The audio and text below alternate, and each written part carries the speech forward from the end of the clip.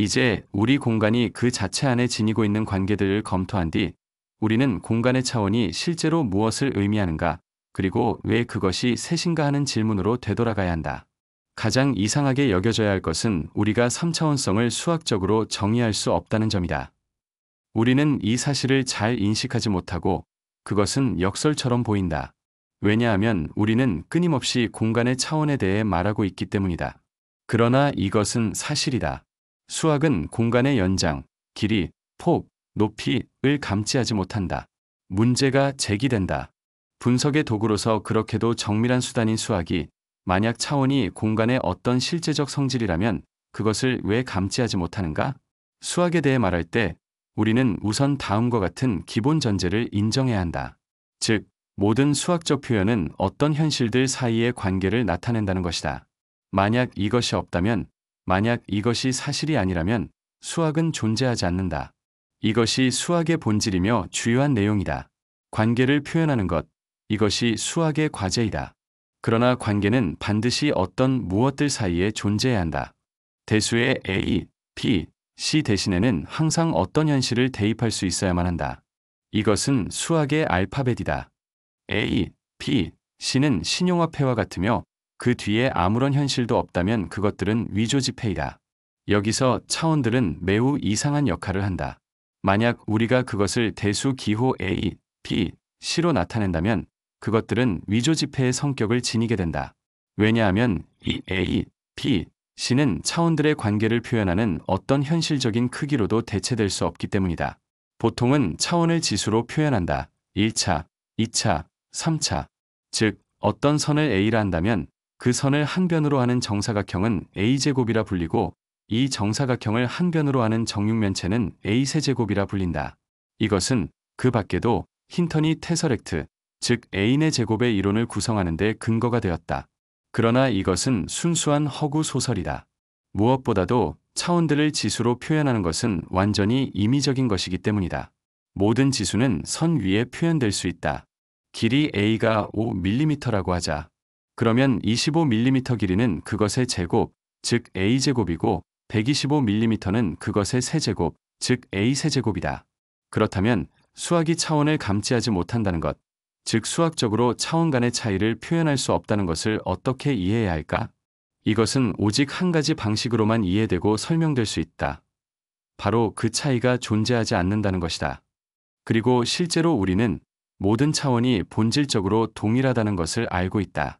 즉, 세 차원 각각은 번갈아가며 첫 번째, 두 번째, 세 번째로 간주될 수 있으며 그 반대도 마찬가지이다. 이것만 보더라도 차원은 수학적 크기들이 아니라는 점이 명확히 드러난다. 사물의 모든 실제적인 속성들은 다른 속성과의 관계를 나타내는 수, 즉 크기로서 수학적으로 표현될 수 있다. 그러나 수학은 차원의 문제에 있어 마치 우리보다 더 많이 보거나 더 멀리 보는 것처럼 보인다. 어떤 경계들은 우리를 멈추게 하지만 수학을 구속하지는 않으며 수학은 우리의 차원 개념에 아무런 현실이 대응하지 않는다는 사실을 본다. 만약 세 개의 차원이 실제로 세 개의 지수에 대응된다면 우리는 오직 세 차원만이 기하학에 속하고 네 번째부터의 모든 고차 관계들은 기하학 바깥에 있다고 말할 수 있을 것이다. 그러나 우리에겐 그것조차 없다. 차원을 지수로 표현하는 방식은 완전히 임의적이다. 보다 정확히 말하자면 수학의 관점에서 기하학이란 아마도 우리의 정신 구조에서 유도된 조건적인 자료에 기초하여 문제를 해결하기 위해 인위적으로 구성된 체계일 뿐이다. 힌턴은 고차원 공간에 대한 연구 체계를 메타기하학이라고 부르며 그 분야에서 그는 로바체프스키, 가우스 및 다른 비유클리드 기하학 연구자들의 이름을 연결시킨다. 우리는 이 학자들의 이론이 우리가 제기한 문제들과 어떤 관계에 있는지 살펴보아야 한다. 힌턴은 자신의 사상을 칸트와 로바체프스키로부터 도출한다. 반면에 다른 이들은 칸트의 사상과 로바체프스키의 사상을 대조시키기도 한다. 예컨대 로베르토 보놀라는 비유클리드 기하학에서 로바체프스키의 공간에 대한 견해는 칸트의 견해와 반대된다고 말한다. 그는 이렇게 말한다. 칸트의 학설은 공간을 모든 경험에 선행하는 주관적 직관의 형식으로 본다. 로바체프스키의 학설은 감각주의 및 통상적인 경험주의에 가까우며 기하학을 실험과학의 영역으로 되돌린다. 그렇다면 어떤 견해가 옳고 로바체프스키의 사상은 우리의 문제와 어떤 관련이 있는가? 가장 정확한 대답은 이것일 것이다. 아무 관련도 없다. 비유클리드 기하학은 메타 기하학이 아니며 비유클리드 기하학은 유클리드 기하학과 메타 기하학에 대해 동일한 관계를 지닌다. 유클리드의 기본 공리를 재평가하고 볼야이, 가우스, 로바체프스키의 작업에서 가장 완전하게 표현된 비유클리드 기하학 전체의 결과는 다음의 공식으로 요약된다.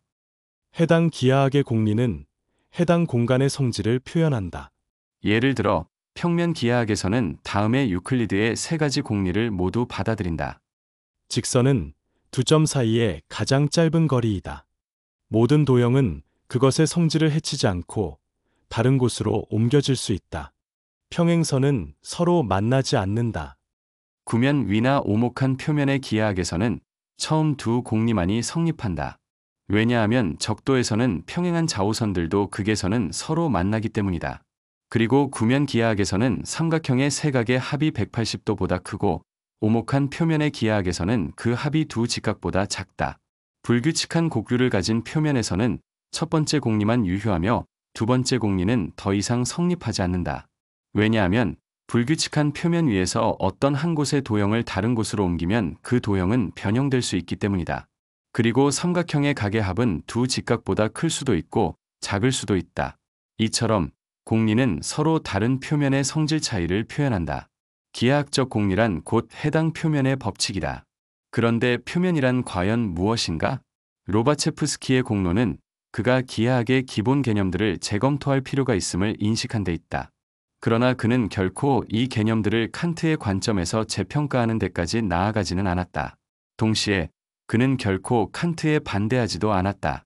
로바체프스키의 수학적 관점에서 표면이란 특정한 기하학 체계가 구성되는 몇 가지 성질들의 일반화 수단이거나 주어진 선들의 성질들의 일반화였을 뿐이다. 표면의 실제성 또는 비실제성에 대해서는 그는 아마도 전혀 고려하지 않았을 것이다.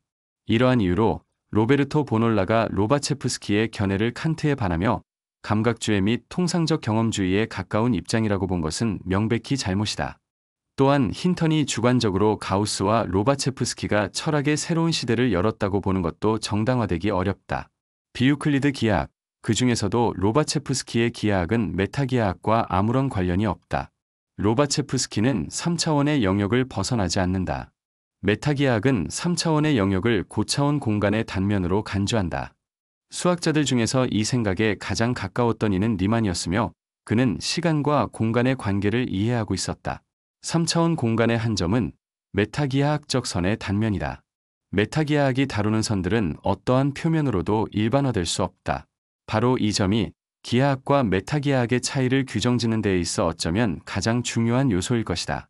메타기하학적 선들은 우리 공간 안에서 두 점 사이의 거리로 간주될 수 없으며 또한 우리 공간 안에서 어떠한 도형의 생성 요소로도 상상될 수 없다. 우리 공간 바깥에 놓인 선들의 가능한 성질들, 그 선들의 각도, 그리고 이 선들과 각도들이 우리 기하학의 선, 각, 면, 입체와 맺는 관계, 이것들이 곧 메타기하학의 연구 대상이다. 비유클리드 기하학자들은 표면으로부터 벗어나지 못했다. 그것에는 어떤 비극적인 측면이 있다. 로바체프스키가 유클리드의 제11공리에 관한 연구 중에 상상한 표면들을 보라. 그의 어떤 표면은 선풍기 날개의 표면을 닮았고 또 다른 하나는 깔때기의 표면을 닮았다.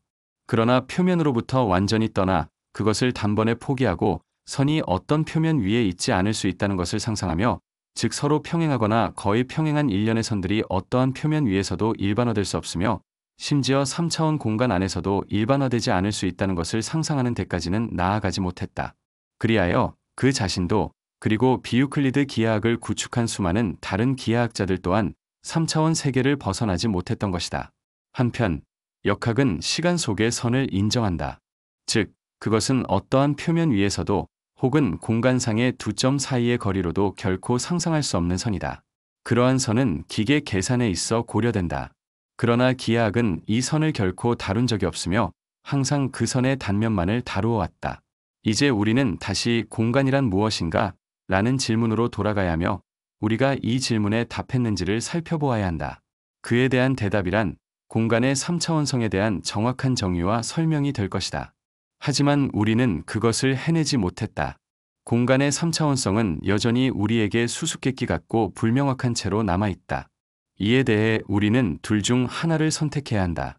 그것을 하나에 주어진 것으로 받아들이고 우리가 처음에 설정한 두 가지 데이터에 그것을 더할 것인가, 아니면 우리의 사고방식이 잘못되었음을 인정하고 다른 방법을 시도해 볼 것인가. 일반적으로 말해 우리가 받아들인 세계와 의식이라는 두 가지 기본 데이터를 바탕으로 우리는 다음을 규명해야 한다.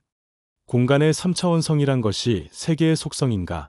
아니면 세계를 인식하는 우리 인식의 속성인가? 우리는 처음에 칸트에서 출발했는데 그는 공간은 우리 의식이 세계를 지각하는 방식의 속성이라고 주장했다. 그러나 우리는 그 이후 그 생각에서 벗어나 공간을 세계의 속성으로 간주하며 논의를 전개해왔다.